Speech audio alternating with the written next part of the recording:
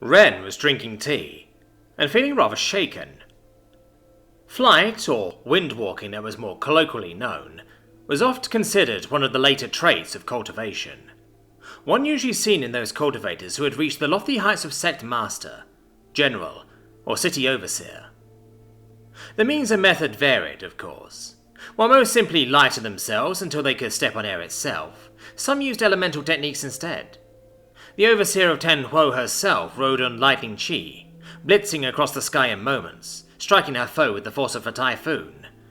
To hear her rivals within the city speak of it, the use of more involved elemental techniques provided one a substantial bonus in aerial duels, as it allowed one to move more swiftly and apply more weight to their strikes. Which was why she could not easily dismiss that her host had flown out to meet her on wings of fire. If he had made use of lightning techniques in any way, it had not been obvious. She definitely had not imagined the way the ground itself had shaken when he hit the floor. It was in many ways a powerful show of force. As was situating me in this apartment building, she thought, glancing around the spacious room she had been led to. It was a glorious construct, lit by enchanted globes, warmed by fireless braziers, possessed of a bath and sinks that could be filled with hot or cold water as easy as one might turn a hand. They were quarters fit for, if not an imperial princess, then at least a sect master. And Wren knew that for all the air she put on, she was far from a sect master. Her position within the J Pavilion was secure, but at the end of the day, she was merely one manager amongst many. Above most other inner disciplines, yet lower than the division leaders, and certainly lower than the sect elders. Perhaps that might change in the coming years, but for now it would not do well to forget myself, she thought. Pride had precipitated the fall of a great many of her rivals in her time, as an outer disciple, and it was a constant struggle for her to not allow herself to fall victim to that self-same sin. Which was why, rather than be offended by the fact that these facilities she currently occupied were also occupied by mortals, she instead focused on the lesson the Hidden Master was clearly trying to convey by situating her here. All equal before me, perhaps, she thought as she sipped her tea, from mortal to cultivator? If that were the case, then it was certainly an expensive lesson to convey. She could think of a number of sects in Tenhuo that would be incapable of creating 36 suites of this level without beggaring themselves. Almost without thought, her hand moved to cup the illumination bowl by her bed.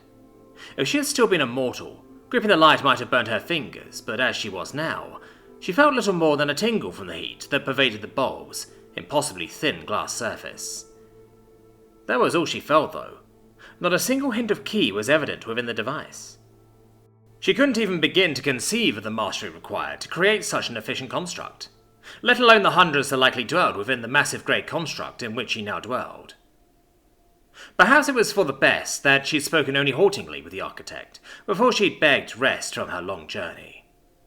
Something the Hidden Master had graciously accepted, instructing one of the mortals to convey her and her people to her dwelling. Her people were quartered on the same floor, free to a room, unlike her own temporary housing, but she could feel their presence quite clearly through the walls. Likewise, she could derive some amusement from their clear shock and the many appliances within their rooms, though her smile dimmed somewhat as her senses moved to the two guards at the end of the hallway. Determined but nervous would be a pretty apt description of the feeling she was picking up from them, a sensation echoed by the 10 other men in the room next to them. Ironically, she was less annoyed by the presence of the watchmen present, as she was by the presumption that they would be able to achieve anything should she choose to behave poorly. Only the irritated presence of another cultivator a floor down served to keep her irritation from flowing into outright anger at the clear provocation being presented by such a display. Is it provocation, though, she thought, or just more of this Hidden Master's doublespeak? She didn't know, and it was driving her to distraction. So much for my hopes that this Hidden Master was just some backwoods cultivator riding herd over a bunch of ignorant peasants. She collapsed back into the bed with a sigh. Whoever this Master Johansson is, he is clearly the real deal. Still, a meeting with a male cultivator was never wasted. Odd or not, she'd be putting her best foot forward tomorrow. With that in mind, she stood up, determined to summon her handmaidens for their aid in picking out a suitable choice of clothing for tomorrow. Master Johansson arrived in full armor, a bold choice and one that has not been in fashion for some time. Would I be too obvious if I chose to imitate his choice of garb? Or perhaps I should show I am my own woman by choosing something more in line with current fashions. Jack smashed his head into the wall over and over again, something that might have been rather painful were it not for the titanium plate reinforcing his skull. Go to the city, buy food with the money I give you, return with the food, rinse and repeat, he grunted. How hard was that to do? He said a lot about how relaxed Lynn had become around him, that rather than be concerned by his behaviour, she seemed quite happy to snigger as she sat on his sofa, casually buttering a scone. The pair of them were in his inner sanctum, which was really just fancy speak to describe his man cave. Say what you want about the Omnicore, when they stranded a man on another planet for months on end, they gave him the tools required to keep himself entertained during that time. Or at least, keep him from going insane, he thought. Which was why the room they were in had a rather nice sofa, a big-ass holographic projector, a number of different gaming consoles, a small kitchen, and a pool table. God, he loved that pool table. Lynn, for her part, had no idea what to make of any of it, but was quite happy to make use of the things she did know how to use, like his kitchen and his sofa. I told you to send Anne with them, she pointed out. And I told you that I need Anne here to keep riding herd on our militia, while they figured out how guns worked. Sure, they had taken down a spirit beast without her help recently, but until they could do it consistently, he was leery of sending Anne anywhere far from the town. It wouldn't do for all his efforts to train up a bunch of country bumpkins be undone by an ornery turtle that has somehow magically learned the ability to breathe fire because of mystic chi mumbo-jumbo.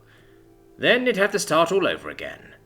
Which would be even harder, because the non-spirit beast variants of animals had been steadily upping their own game. They'd gone from simply being rabid animals to something else. The other day, the militia had brought in the corpse of a wolf the size of a pony, with 6 eyes and barbed teeth. Jack shuddered just thinking about it. Were it not for the fact that he tested twice, he'd have been tempted to say that this instinctive chi corruption was just rampant radiation, of the comic book variety, the kind that gave you superpowers rather than cancerous tumours. So yeah, it was in everyone's best interest to keep Anne exactly where she was, even if part of him hadn't been entirely sure his little food convoy would make it back as a result. Lynn glanced up at him. And I told you that the solution to that problem was either going with them yourself, or sending Anne while you all guarded militia. Jack slumped. He had no excuse there. At the time, his focus had been on getting his crude oil refinery up and running, so that he could finally start producing plastics, something he'd been loath to put on hold while he sat up on the surface watching a bunch of guys run in circles.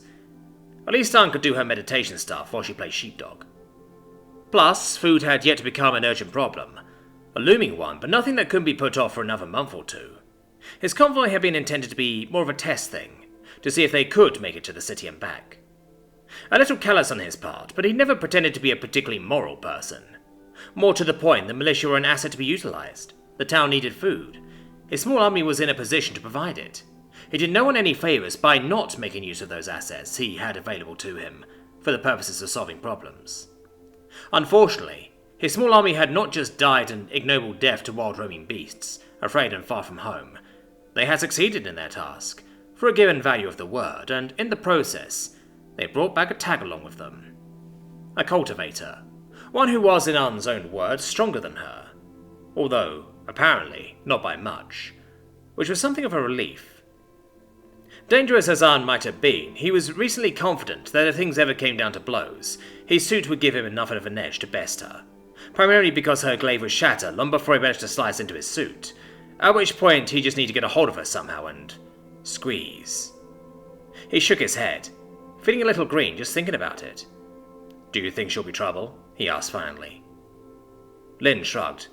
I think all cultivators are trouble, she glanced at him. Even fake ones. Helpful. She just shrugged again. You heard what she said before she requested an opportunity to rest. She's here because she was interested in our gold reserves, and is hoping to make a deal. I imagine that interest has only grown since our people took her to the apartment. I wouldn't be surprised if she decided to acquire some mystic items from you while she was here too. Jack nodded. That at least made sense to him. You think she's telling the truth? Part of him was worried that the woman was just the scouting party for an army of pissed-off punch wizards, who knew he wasn't one of them. In part, Lynn allowed, I think the second reason she's here is because of you. Jack's heart skipped a beat and found his hands squeezing. You think she might know I'm not actually a cultivator? Lynn turned to stare at him. No, you don't. Well, actually, I suppose that's possible. But no. Given she didn't try to kill you when you met and just take what she wanted, and Anne doesn't have a clue, I figured your cover's intact. No, the other reason she'd be here is because one of our militia, I bet on that loudmouth Zinga, likely gave away the fact that they were working for a cultivator. She eyed him. A male cultivator. Jack paused. You think she's... I think she wants to bone you, yes, Lynn smirked. Just like Anne. Jack sighed, pressing his head once more against the wall. Wren made a point of taking in all the sights she could from her rickshaw as it trundled down the road. She and her servants followed just behind the hidden master and his procession of militia guards as they gradually made their way towards the town's warehouses. Her eyes were not on the man himself, but on her surroundings. For all that the guards she had spoken to on her trip out to the town had described the place as a small mining town, the structures around her would not look too out of place in the more affluent parts of Tenhuo. Though I am being a bit generous there, Wren thought, as she regarded the squat grey structures around her. For all that the local buildings were made of the sort of materials one might expect to see in the High District, the architectural style left much to be desired. The best that could be said of many of the homes she could now see was that they were stridently functional. The Wren could well admit that looks could be deceiving. For all that the apartment itself was a veritable treasure trove of luxuries, from the exterior it appeared to be little more than another formless grey block. The only real standout features the building could boast was that it was of a very impressive height. Her surveying was interrupted as her small procession was forced to come to a halt. It seemed that the child had chased a ball out into the road, only coming to a stop when the girl realised she had almost bumped into one of Wren's own people. "Who dare impede Lady Wren's path?" her man shouted, unsheathing his blade at the girl, who seemed to have frozen in terror. "You caught death of your foolishness." She didn't, actually. Alonso wouldn't kill the girl, simply give her a painful whack with the back of his sword for her stupidity. Her people knew her preferences when it came to such things. Her eyes had already begun to roam once more, when a surprising clang rang out. Alonso's sword had been stopped cold, held almost contemptfully in the hand of Master Johansson. "That's enough of that," the headmaster said slowly, his voice distorted by the helm he wore. "I think she's learned her lesson." The girl behind him had actually fallen over in her fright. Still, she quickly recovered from her seeming paralysis, as Master Johansson casually kicked the ball back to her with his heel, his gaze never once moving from Alonso. For his part, Alonso was frozen with terror, which was not at all surprising. All of the servants she had brought with her were mortals. Her guards were more for show than anything else. For her part, Wren was feeling a little nervous herself, and more than a little indignant. "I assume you have no issue with leaving the matter as it is?" Master Johansson asked, turning his gaze up to her. Relieved, Wren nodded slowly. "It is your town, Overseer. I am content that the child will have learned from this experience." Nodding, the man let go of Alonso's sword, who seemed to slump in place. That done, he turned to the girl and with surprising deftness picked her up, shoved the ball into her arms and none too gently shoved her back in the direction of the group of children she was playing with. "Keep your eyes open next time," the man called, "and thank Lady Wren for her patience." The girl did so, hesitantly, echoed by what was clearly the girl's mother, who seemed to have become aware of the danger her child was in at some point during the short altercation that had occurred. "My thanks, Lady Wren, Lord Overseer, for your patience with my unruly child." The man just nodded, waving it away. For her part, Wren saw little choice but to accept. At least some of her irritation had dissipated at the Overseer's attempt to give her face. From there, the procession rolled onward. Soon enough, Wren found herself inside a large brick warehouse. A brick warehouse filled with stacks upon stacks of iron ingots. Held in strange metal crates, hundreds of boxes seemed to stretch all the way to the ceiling itself. The dog woman deliberately pinched herself, not entirely sure what she was seeing wasn't some kind of illusion. It wasn't. It was real. All of it. Which, frankly, begged belief. Doing some quick mental math, she was reasonably sure that what she was looking at here was easily the equal of all the iron that moved into and out of Tenhuo in a year. And it was just sitting here, in a warehouse. May I touch one to verify its authenticity?" she asked finally. She knew it was a bit of a risk to ask. Some customers in the past had rankled at what they saw as a questioning of their trustworthiness. "Sure," Master Johansson said. Not sure why she wasn't surprised, Wren gestured for one of her people to pick a bar. She was pleased when the young man deliberately went for one that was from a crate near the back of the room. It paid to make sure that when sampling a product at random, that you truly did pick one at random, rather than that which was simply closest to hand.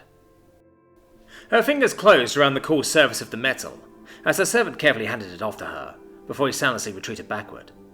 Not that Ren really noticed. Her entire focus was on what her sensory techniques were telling her about the piece in her hand.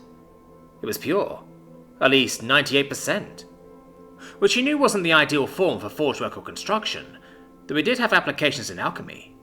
For most tasks, though, pure iron was rather soft.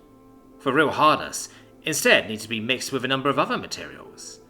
For transportation, though, I would gladly pay 20 gold a crate for this, Ren said, turning her gaze back towards Master Johansson.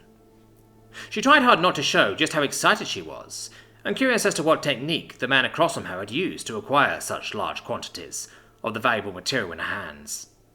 Though she found herself further surprised when, rather than the man himself speaking, or even what was clearly his student, it was indeed the mortal woman that had accompanied them that spoke. 20 gold? A fine jest, young mistress, but surely a material as fine as this deserves at least 40. It actually took the dog woman a few seconds to reorientate, and she had to visibly clamp down on the desire to snap at the audacity of this mortal for speaking to her so casually. Clearly this was a test, and she would not be so easily fooled. If the headmaster wanted to see if she would be thrown off by having to speak to a mortal, he would be disappointed. As a merchant, she was often called upon to speak to mortal merchants, though none at all spoke to her with the audacity of the woman in front of her. I'm sorry, Rady smiled. I do not believe this young mistress has called your name. This lady one is Lynn, great one. The young woman bowed as she spoke. Well, at least she has some manners, Ren thought. Well, Lynn, I think you'll find that 20 gold is more than a fair price. She handed off the ingot to her servant. Certainly if we were closer to Den Huo, it would be worth more, but as it stands, I will be incurring a significant cost transporting these materials back to the city. That wasn't even untrue.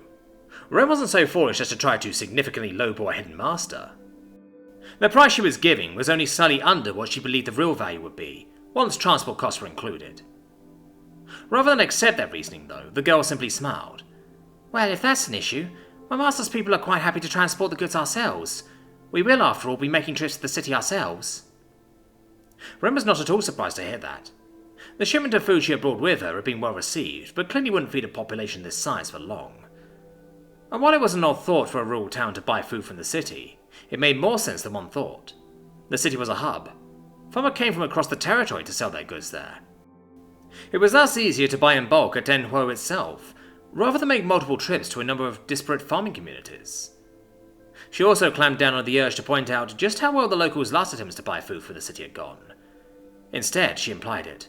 Without cultivator protection, or Lady Guo will be making the trip regularly.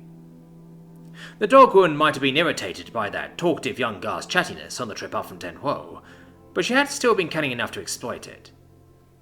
The woman in question scowled at the mention of her name, which wasn't too odd. She'd been scowling at Ren from pretty much the moment she'd come into eyeshot. It wasn't hard to understand why. Her master was male, and Ren was competition. Prior to her arrival, the young woman had had the hidden master entirely to herself. Not that she seemed to have done anything with such an advantage, if Ren's nose did not deceive her. Still, that wasn't pertinent to the merchant's current issues. That would come later. For now, her only goal was profit. However, rather than become defensive of Ren's statement, Lin simply smiled. Recent advances in our militia have made our people quite capable of defending against animal, bandit, or spirit beast. Ren resisted the urge to laugh at the mortal girl's words. That's an interesting boast. One that is not without substance, Master Johansson finally spoke. And in the interest of proving that we are not all hot air, I'd be willing to make an exhibition of the militia in action. A bit surprised by the addition of the thus far silent man, Ren could only nod. I would be interested to see that. I don't think I've ever seen a mortal triumph over a spirit beast before, nor heard of it. Which was about as close as she was willing to get to saying that she thought the man was delusional. Rather than speak, the man simply nodded, and Lin once more spoke. So, with that in mind, shall we continue our negotiations on the assumption that our people can provide safe transport for your goods? Of course, Ren smiled. The merchant continued for the act of bargaining, but it was half-hearted. She knew it would all become redundant when she proved that without cultivator protection, the transports would not be adequately protected, which meant she would need to contact cultivators, who would not be cheap, especially when so many had gone north to fight the instinctive incursion. Still, it was worth humouring the Hidden Master, especially if that left him positively disposed enough to her to allow her private conversation later.